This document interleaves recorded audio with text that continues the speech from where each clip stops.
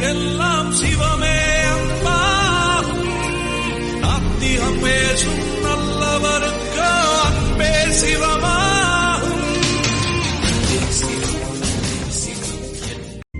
இதயம் என்பது சதைதான் என்றால் எரிதழல் நின்றுவிடும். அன்பின் கருவி இதயம் என்றால் சாவை வென்றுவிடும். அன்பின் பாதை சேர்ந்தவனுக்கு